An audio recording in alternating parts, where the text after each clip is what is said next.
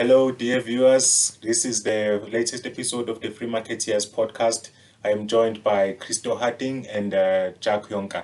And so this week we thought we start out by talking about South African Express. Now, from what I've heard from you, Jacques, South African Express seems to be undergoing some of the same pain that SAA is going through. Yes, it's just a little bit more. They didn't decide themselves to go into business rescue. They were ordered by the court. I think Ziegler, I think that's the company's name, a logistics company, is suing them for, I think, about 11.3 million rand in debt.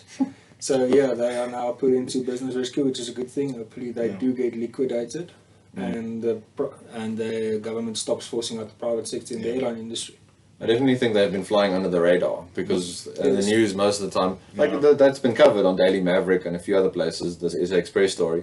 But for the past few years, it's all been SAA. But SA Express can get away with what they're doing. I think in terms of their aircraft, I think they own something like 22 total and only 11 are in operation. It might be even fewer. At some point last year, I think it was only 4. So all these sorts of examples of how they're mismanaged and how they just get away with continual bailouts. Yes.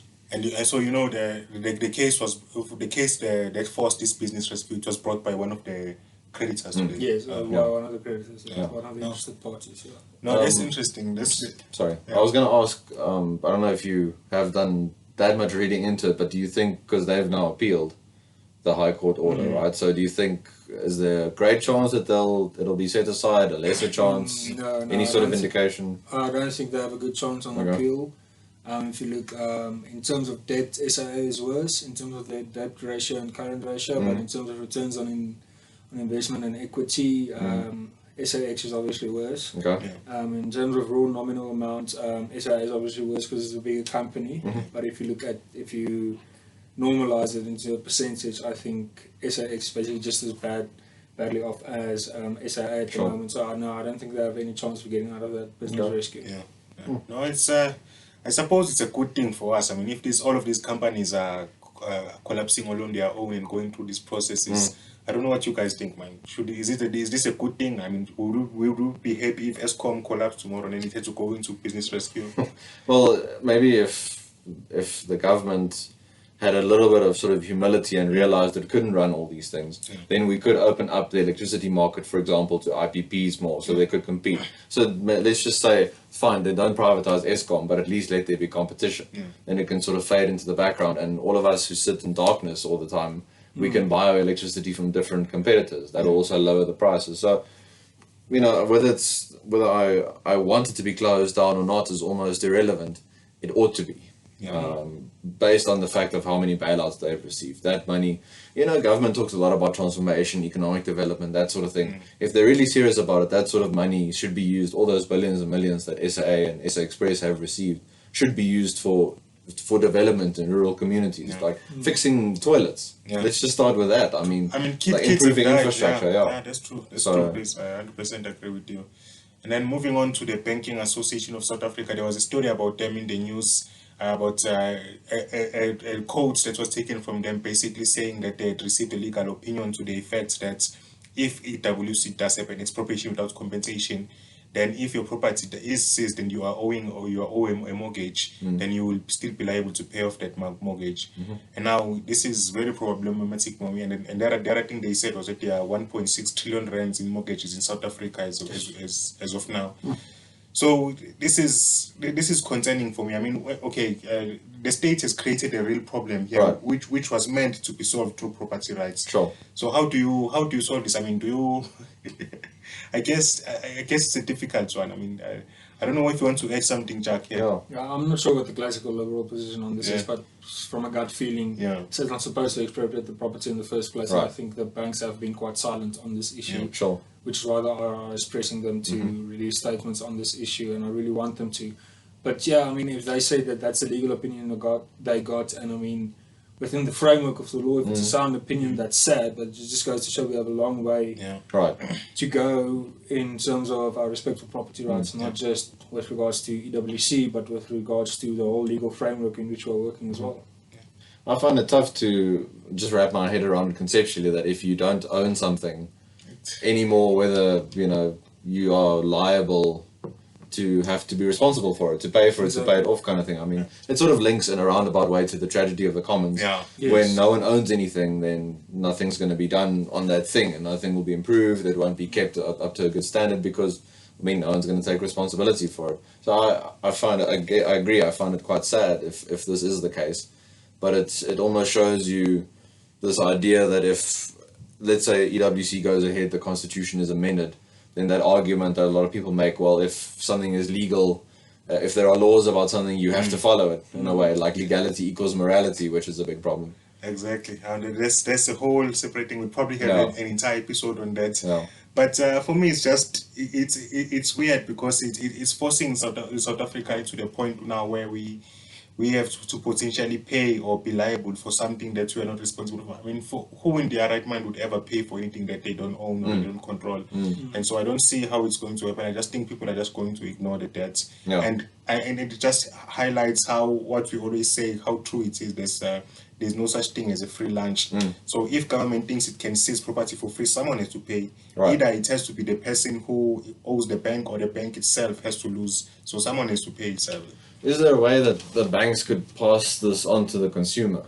These sort of costs. So one of the things that they mentioned in the article was that the BASA people, the banking association, they mentioned that in circumstances where property rights are insecure, as might happen with WC, they were using very cautious language. What is likely to happen is that interest rates will need to be adjusted upward to account for the risk that people are now taking on in an environment where EWC is allowed. They might also have to restrict how many loans they hand out for mortgages and things like that. And I'm sure that they're going to restrict loans first for poorer South Africans. Of course, those are the most high risk. There we go. Remember, loans are how banks make their money, so they're going to pay you less interest on your savings deposits as well. Exactly. We have an interest rate that's the global bandwidth is about 2 to 4%. Our bandwidth 3 to 6%. It's just below 5% as well. So the interest they pay on your savings deposit goes way below the inflation rate. There's just simply no incentive to save the money and just to consume it all as quickly as you can, which will exacerbate the inflation problem. It will exacerbate the investment problem because we've then got a lack of savings, which will push interest rates even higher. No, that's just like feeds on a vicious cycle. Like cycle. That's a very interesting point you raised, Jacques, and it actually reminds me of the article you wrote. Maybe you could go into that a little bit and explain the main point you were making in that article. Oh, okay. So basically, what you require for your economy to grow is investment in capital goods that make you more productive, so you can produce in excess of your current consumption levels. But these savings are what drives an economy and drives you growth. So think of a basic example where a person lives on an island, a small community, and all they do each day is fish, and they can only catch a fish a day, and they consume that fish a day. So basically all that they produce is all that they consume. But then there's one person decides going to save half of the fish for the next day, and then so that he has some food the next day, so that he can construct a net to fish, and then he raises his productivity through saving, because now through that saving, that half of the fish, that real good is then relayed into investment of a capital good that increases your production. This is sort of like not a vicious cycle, but a very good cycle that continues and continues. So you need savings to drive your economy. If we are going to scare off investors and scare off savers and just basically force people to immigrate, our economy will literally sink into the ground. I mean, we're below 1% growth in the economy at the moment. We're 0 point something. Last year we saw a negative 3.3% quarterly growth. Growth that was balanced out in the subsequent quarter. But at the end of the day, we simply cannot afford to implement EWC and just simply chase away capital. Yeah, true. And that's, I think that's a good way to put it. It's chasing away capital. That's all it is. I mean, that's it. I think politicians assume that they can seize the capital and own it themselves, but that's not how capital works. And that it's an infinite source. Exactly. Like no one has to produce it. This isn't just going to be out there in the world the whole time. Someone has to actually, like you say, invest and save. And people are merely thinking about financial capital. They're not considering the effects on human capital. Right. This sort of skill shortage, what they call brain drain out of South Africa. This is a well-known phenomenon which we are experiencing, where people are simply leaving, and the government cannot directly tell you, listen, you're not allowed to leave the country. That's basically keeping you in an open-air prison. But what they do is implement stuff like capital controls, which we do have an article in Daily Maverick about why they need to seize that but they implement capital controls to try and prevent you from taking your money with you, and thus trying to prevent you yourself from leaving. Yeah, no, and I think it's probably a good idea for people watching and listening back home to start preparing for those kind of possibilities. I mean, you need to get ready. I'm not saying that, here at FMF we are politically neutral, but I'm just saying, like, assess risk rationally and act accordingly. Yeah, it could be like different stuff, like getting your money offshore, like investing in precious metals, that kind of thing. There's different options out there, and it's like, unfortunately or fortunately, maybe in a way, it's good that we're in South Africa right now, because we're forced to look at how to survive and different options, whereas if we were maybe in another country, we'd become complacent and we take things for granted. So in some way now we're having to adapt the hard way. True. I was just going to mention about politicians, because they like these sort of sexy big things like conferences and investment drives and that sort of thing. But if they just did the basics right, like, for example, encouraging people to save, giving them a reason to invest in the country, they'll see that economic growth that they so desperately say they want. That is true. That's true. And now moving on from that very somber topic, fortunately. So that's okay. We usually are somber. So. Moving on to a more somber topic. Another somber one. Unfortunately, we hardly ever have good news for you guys. So the Development Bank of Southern Africa gave a loan to South African Airways. I think it was 3.2 billion. 3.5 billion rands. Yeah. And so some of the comments, I know that they really interested you, Chris. So maybe could you just explain that? So the Development Bank, their mandate is to help fund and back up development in Southern Africa. So economic development. They don't say transformation, but you can assume transformation. That sort of thing. Like, they're a government, they're an SOE. So with this latest story with SAA and DBSA, SAA apparently needed 2 billion in December. They needed that for January to keep going. So now they've been given 3.5 billion. But at the rate which they go through money, it's like they're burning through millions like every day. So I don't think this 3.5 billion will last very long. A representative from DBSA said they don't expect to recoup this money. So you have one SOE giving money to another SOE. First of all, one bailout for another SOE, which I don't think is right morally in the first place. But second of all, if the Development Bank's mandate is to help fund development in Southern Africa in terms of infrastructure, investment, that sort of thing, helping, for example, black small businesses, that kind of thing, giving that money to SAA, to me, in no way helps aid development in Southern Africa.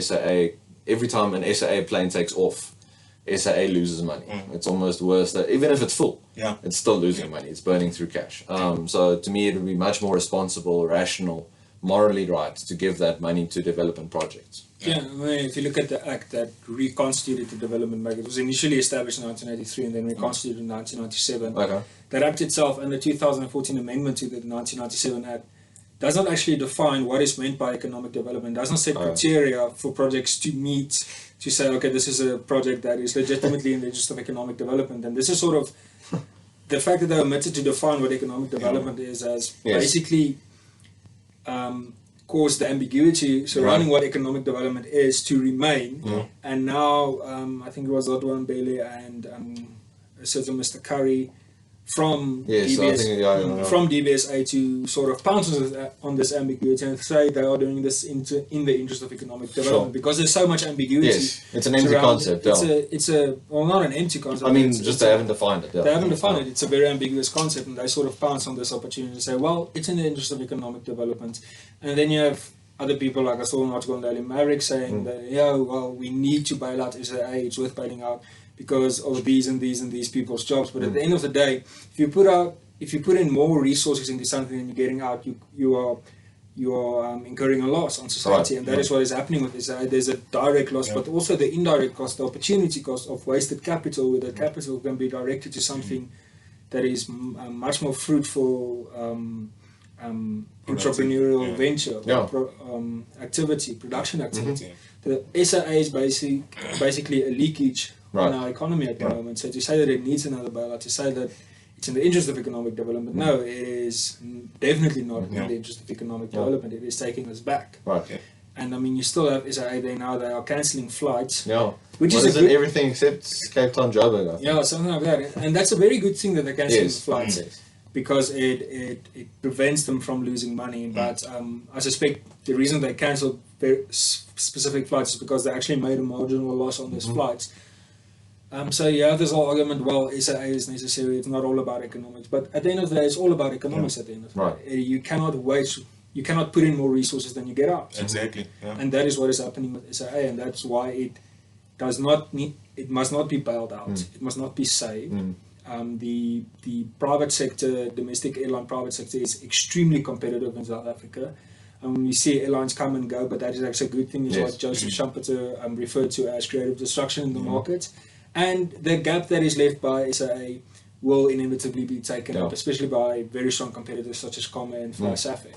And we can even maybe see even more relationships built with foreign airlines. Yeah, you can do code sharing, that kind of thing. I mean, Ryanair in Europe can maybe invest here. I mean, we are seeing Comair, or we saw Comair. They basically have a franchisee relationship with British Airways, where they run British Airways flights on domestic soil.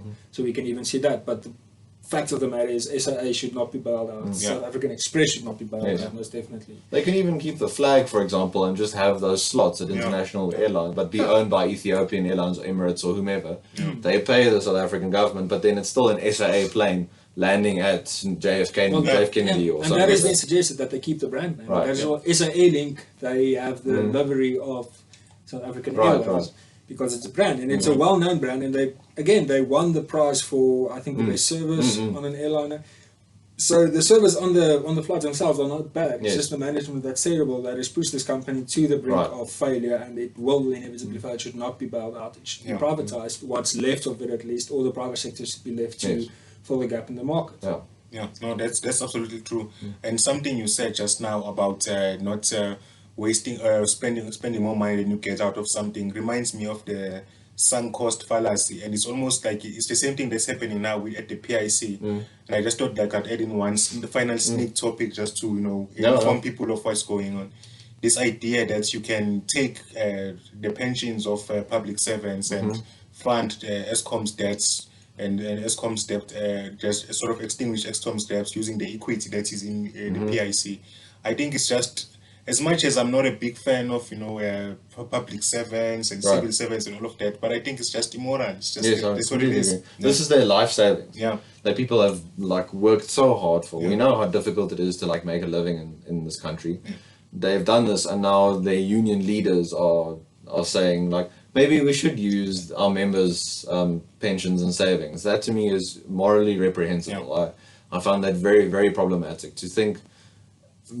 Let's say that they suggested investing in, I don't know, a company on the JSE, something that was performing well. Fine, then have that conversation. But the fact that they're suggesting Eskom, it blows my mind. I really hope it doesn't happen, because it would be very sad to me. Yeah, no, it's and I just hope all the teachers listening and are paying attention to this and talking, not only the teachers, sorry, I have a bias, my grandmother was a teacher, but not only the teachers, but every public servant is watching this, listening and thinking about how to talk to their union leaders and tell them that, no, we don't want this, stop, don't do this, I don't encourage the government to do this. But Jacques, what do you think? I mean, this idea that you can just take the capital that rightly belongs to someone, I mean, fair enough, it's a defined contribution fund. It's not it's a defined benefit fund. It's not a defined contribution fund. And so I guess their idea is that the taxpayers will eventually pay. But in either way, it's still immoral. No, when you argue against liberty, you are engaging in simple terms in a performance of contradiction. And the counter to that is usually, oh no, you're not, because the people who engage in these silly arguments say, well, I wouldn't mind if the government takes my money, but what you are doing then is you are consenting to it, meaning your liberty is not being impaired. So the fact of the matter is, when you argue against liberty and libertarianism, you are engaging in a performance of contradiction, and that is what the state is doing at the moment, or the officials rather, that want private pension funds to be seized, in the sense that, well, not directly seized, they're wanting to force to invest in government assets, more like liabilities actually. They're engaging in the performance of contradiction because they won't want their money to go into I can promise you now, I'll be willing to bet my salary on this, is that they have their money stored offshore. So this is absolutely hypocritical from the government. And even if they didn't, even if they wanted their own money to invest in, then sure, invest your own money in it, but stop forcing people to do it. Exactly. No, I mean, it's the same line of argument when we talk about wealth redistribution. If you feel so morally strongly about it, then you are free to give away 90% of your wealth to whomever you want. Like, no, we believe in liberty, so we're not going to stop people from doing that. But when you want to hold a gun to someone else's head and force them to do it, that's where the problem comes in. And as far as I'm aware, there is a few millionaires in the ruling party, so they could probably stand to put in more out of their own pockets into Eskom. Some skin in the game. I mean, if it's such a great investment that we can risk the pensions of public servants, then surely it's a no-brainer for the No, it makes rational sense. Exactly. Why wouldn't you want to invest in something like that? No. Perfect. Thank you everyone for joining us. I mean, it's not like always, it hasn't been a cheerful episode, but we hope you are more informed now and you're taking necessary action to take care of yourself and your family, and we will see you next time. Chris, do you have the social media? Yeah, sure. Just for you guys, if you want to read Jacques' article, I would recommend that you do so. You can find that on our website, as well as all our other articles and submissions. That's www.freemarketfoundation.com. Please like this video, please share it, please subscribe to our channel, please follow us on Facebook and Twitter. And also, just a final note, if you missed the event we had this past week with John Kane Berman and Gwen Ngwenya and Martin van Staden, they discussed liberalism and its place in South Africa and its future. Please watch that on our YouTube channel as well. We'll talk to you guys again soon. Thanks for joining us. Cheers. There we go. Cool, thanks. Yeah, sure.